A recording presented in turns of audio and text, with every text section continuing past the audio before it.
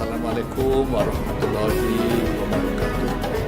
Saya Musliar Kasim dari segenap Sivitas Akademika Universitas Baitur Rahmah.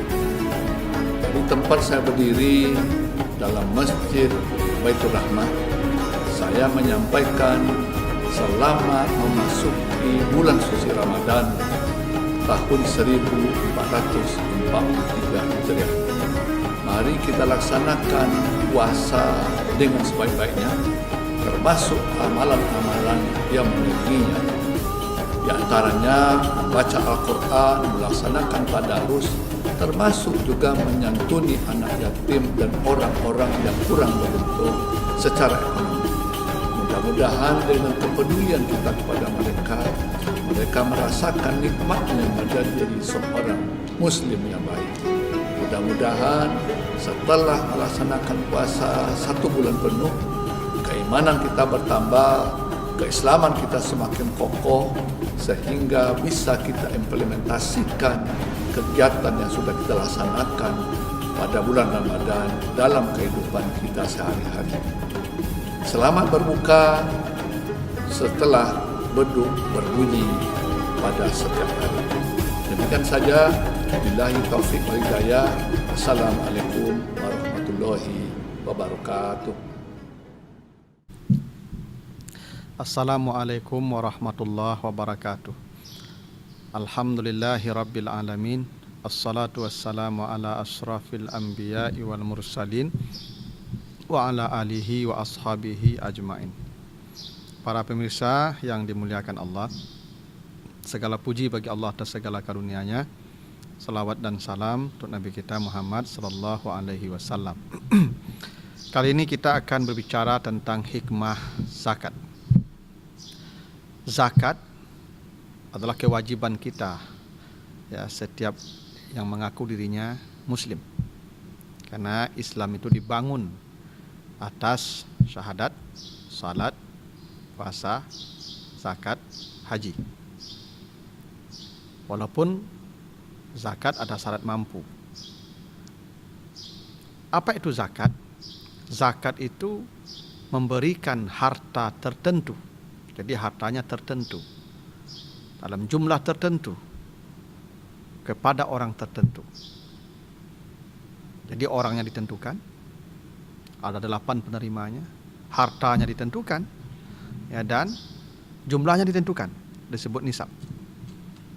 Nah, zakat ini ada 2, ada zakat mal, zakat harta, ada zakat fitrah, zakat jiwa. Zakat mal itu hartanya tertentu, ya, misalnya hasil pertanian, ya, hasil pertanian pun tidak semua hasil pertanian, ya, hanya al-qut namanya, makanan pokok, ya, ada gandum, ada korma, ada beras kalau kitanya, atau apapun yang menjadi makanan pokok di masyarakat itu. Jadi kalau kita menanam misalnya nanam kacang, tidak kena zakat karena kacang bukan kebutuhan pokok, bukan makanan pokok kita. Kalau kita menanam cabai misalnya, seperti cabai tidak kena zakat, ya, karena bukan, ya, makanan pokok. Jadi ini hartanya tertentu, tidak semua hasil pertanian dizakatkan, ya, yang makanan pokok saja. Ada hewan ternak tidak semua hewan ternak pula, tertentu pula. Ya, ada unta, ada sapi, ada kambing. Jadi kalau berternak ayam, ya enggak, karena enggak ada contoh. Enggak ada masuk kategori. Atau ternak ikan misalnya, ya, enggak kena zakat. Karena ikan enggak masuk yang dizakatkan, karena hartanya tertentu. Ada emas, ada perak, ya, ada harta perniagaan, ya, dan sebagainya. Itu disebut dengan, ya, zakat mal, dan ada nisabnya. Ada takaran minimal yang wajib zakat. Ya, kalau harta pertanian, hasil pertanian itu, ya, kalau dia satu nisabnya itu, ya, kalau diukur kita beras, itu, ya, 1000 gantang, ya, atau 100 kaleng padi zaman dulu, ya, 1 belek namanya. Ada ukurannya, ya. Emas perak ukurannya, ya, 85 gram, ya, itu satu nisab. Kalau sudah sampai segitu, emasnya disimpan, wajib zakat. Tapi yang wajib zakat pun yang disimpan ya. Nanti kalau kita baca di surat Di surat At-Taubah 34-35, allazina yaknizuna zahaba wal fiddah wala yunfikunaha fi sabilillah. Jadi yang diwajibkan zakat itu emas yang disimpan. Kalau emas yang dipakai jadi hiasan enggak. Jadi ibu-ibu kalau enggak mau berzakat ya pakailah emas semua. Sampai kuning badannya itu. Ya enggak kena zakat ya enggak. Karena jadi hiasan dipakai. Ya, tapi yang jadi simpanan itu wajib zakat. Investasi namanya.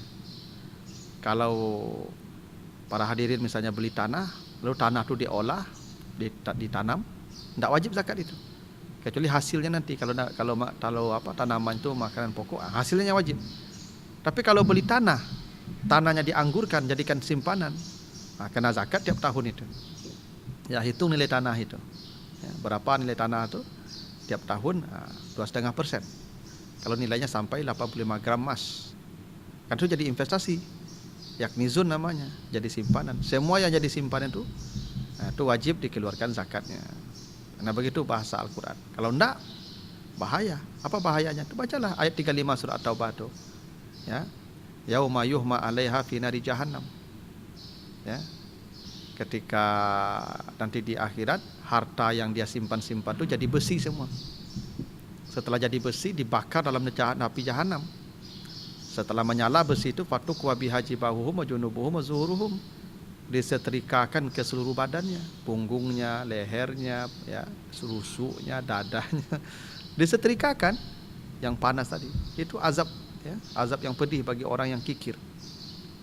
Jadi memang sebenarnya begini, zakat itu memang filosofinya untuk orang kikir ya. Orang kalau tidak kikir tidak akan berzakat. Kenapa? Setiap dia dapat dia bagi, kapan dia berzakat? Jadi zakat itu karena dia menumpuk-numpuk, karena dia menyimpan. Jadi yang dia simpan tuh kalau tidak dipaksa dikeluarkan, tidak dia keluarkan. Itu makanya ya, zakat itu untuk orang kikir sebetulnya. Itu makanya coba lihat nanti surat At-Taubah 103 ya.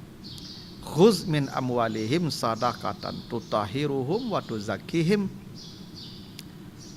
Ambillah harta zakat mereka.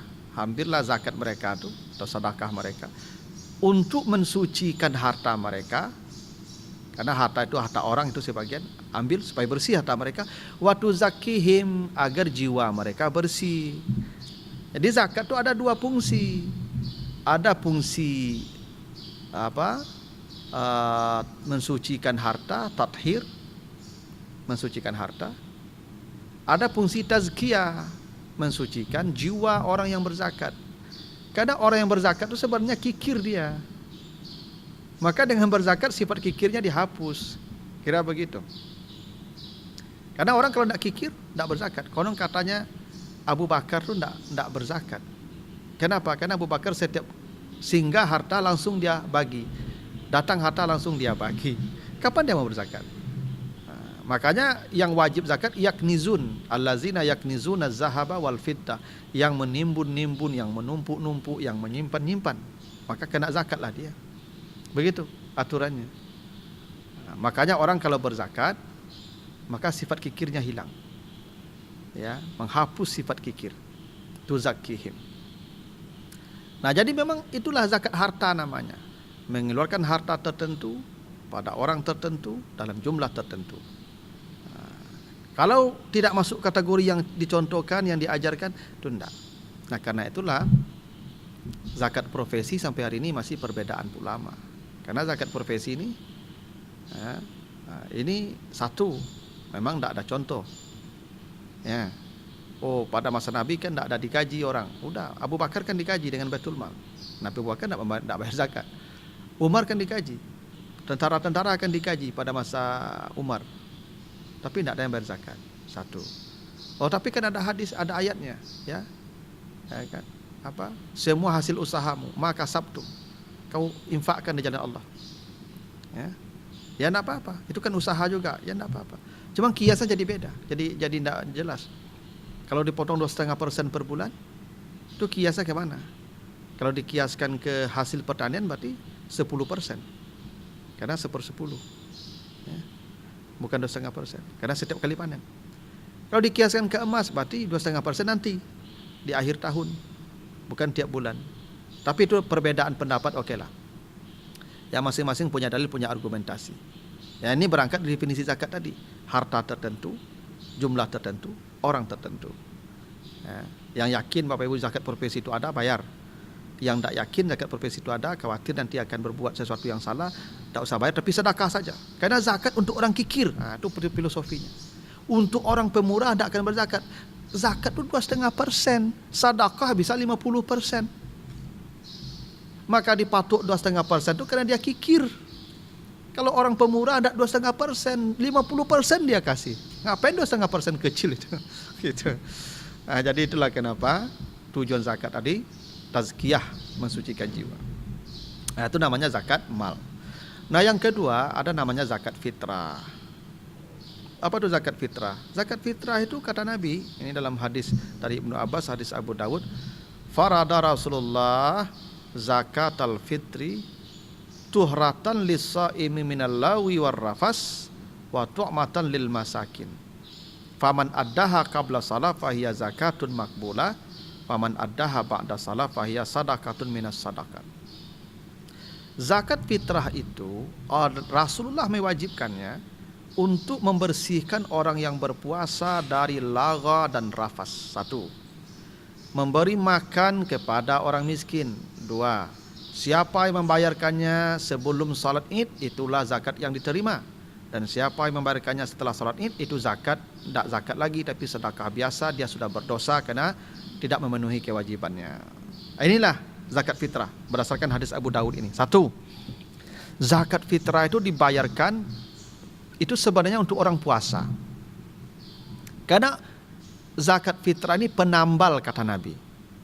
Kalau orangnya berpuasa, selama berpuasa dia mungkin mulutnya tidak terjaga, mungkin dia mengatakan perkataan yang sia-sia, mungkin dia pernah mencela orang, mungkin dia pernah mengatakan sesuatu yang tidak baik, yang kotor mulutnya, maka pahala puasanya jadi rusak, jadi kurang, puasanya jadi tidak utuh. Nah, mengembalikan kesempurnaan puasanya dengan zakat fitrah. Jadi ini sebenarnya zakat fitrah ini kalau kita baca sampai hadis ini, sampai batas ini penggalannya, berarti orang tidak puasa tidak perlu zakat fitrah ya. Kenapa? Ini dia penambal. Ini yang mau ditambal tidak ada. Penambalnya tidak ada. Gimana caranya itu? Mau taruh di mana penambal itu? Nah, tapi kan ada tujuan kedua. Jadi tujuan pertama mensucikan orang puasa dari lagha dan rafas. Rafas itu perbuatan-perbuatan yang dianggap ya mubah tapi tidak terpuji. Apa misalnya?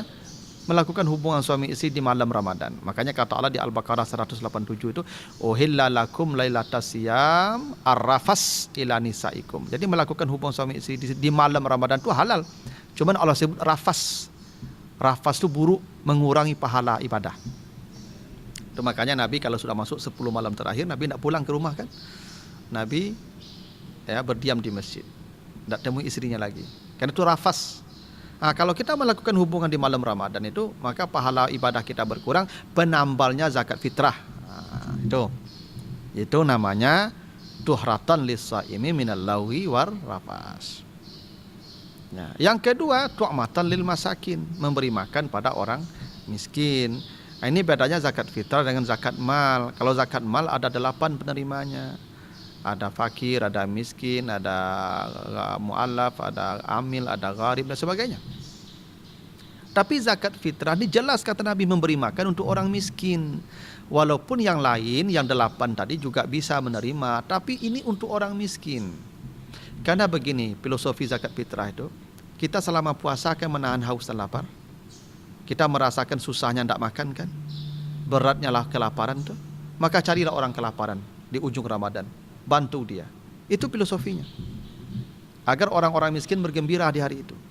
Agar tidak ada orang yang merenung di hari itu, tidak ada orang yang sedih di hari itu, tidak punya apa-apa. Itu kenapa zakat fitrah itu diantarkan langsung ke mereka yang miskin. Apalagi zakat itu kan ya perintahnya atu zakat ya, datangi dia. Bukan dia yang mendatangi kita tuh. Maka zakat fitrah itu mendatangi, kita datangi dia. Orang yang menerima itu kita datangi dia, muliakan dia. Jangan hinakan dia. Jaga air mukanya dari meminta-minta kepada kita. Kita yang wajib. Nah, Jadi itu kenapa tu'matan lil masakin. Itulah kenapa saya lebih memilih pendapat zakat fitrah itu makanan, beras, bukan uang.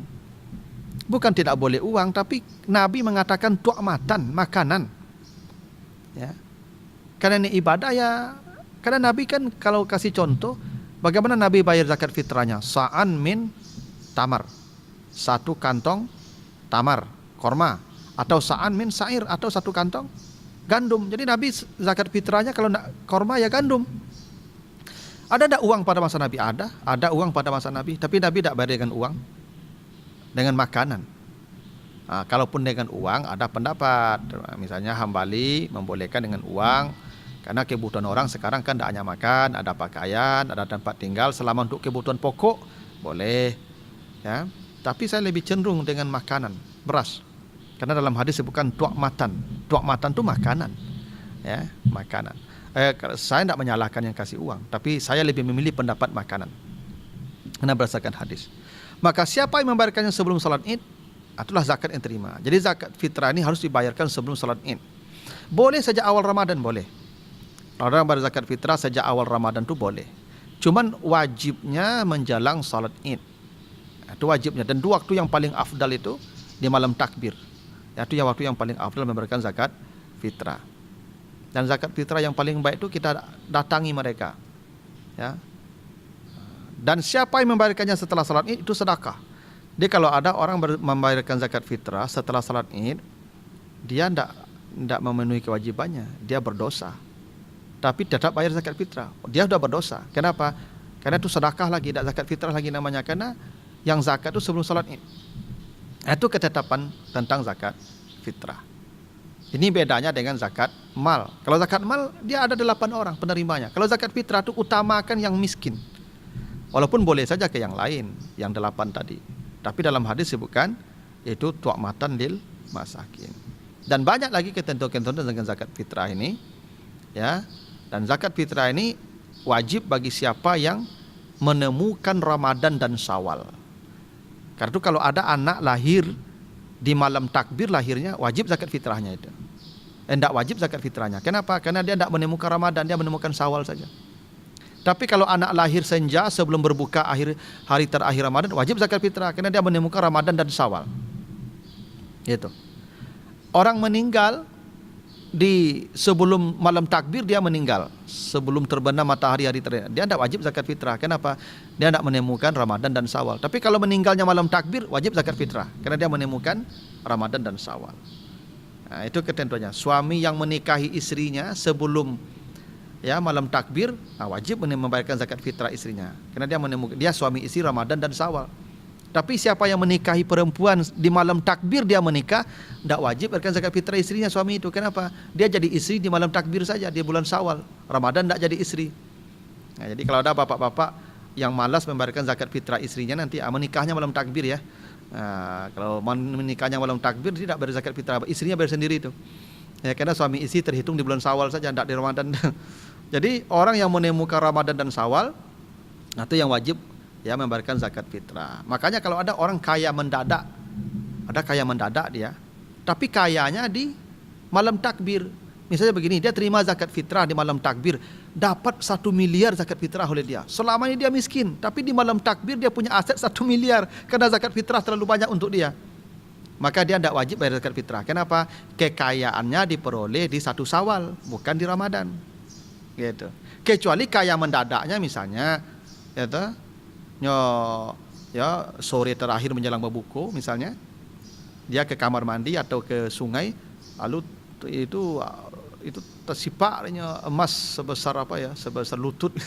Kaya mendadak dia tuh wajib zakat fitrah tuh karena di Ramadan dia kayanya itu. Tapi kalau ada orang miskin mendadak, miskin mendadak setelah malam takbir miskinnya, wajib zakat fitrah walaupun dia miskin. Kenapa? Karena dia kaya di Ramadan dan di Syawal. Tapi kalau miskinnya menjelang malam takbir di Ramadan, tidak wajib zakat fitrah ya. Begitu juga istri yang durhaka pada suami, maka suaminya tidak wajib bayar zakat fitrah, bayar sendiri. Ibu-ibu yang durhaka bayar zakat sendirinya, zakatnya sendiri itu. Suami tidak wajib bayarkan zakat fitrah istri yang durhaka. Ya. Makanya ibu-ibu yang melawan, yang mendurhaka, bapak-bapak jangan bayarkan zakat fitrahnya, suruh bayar sendiri itu. Ya toh. Jadi kalau dia bertanya, Pak, zakat fitrah saya gimana, Pak? Bayar sendiri. Gitu. Tuh kalau istri durhaka. Maka ibu-ibu jangan durhaka selama Ramadan nih. Tenang-tenang aja dulu sampai zakat fitrahnya dibayarkan. Begitu Bapak Ibu ya. Mudah-mudahan ada manfaatnya para hadirin. Ya, mohon maaf jika ada yang kurang berkenan. Wassalamualaikum warahmatullahi wabarakatuh. Penerimaan mahasiswa baru Universitas Baitur Rahmah, S1 dan Profesi Dokter Umum, S1 dan Profesi Dokter Gigi, S1 Manajemen dan Kewirausahaan, S1 Kesehatan Masyarakat, D3 Kebidanan, D3 Radiologi, D4 Keperawatan Anestesiologi, S1 Administrasi Rumah Sakit, S1 Farmasi Klinis, dan D3 Akademi Keperawatan Baitur Rahmah. Untuk pendaftaran silakan kunjungi website pmb.unbrah.ac.id.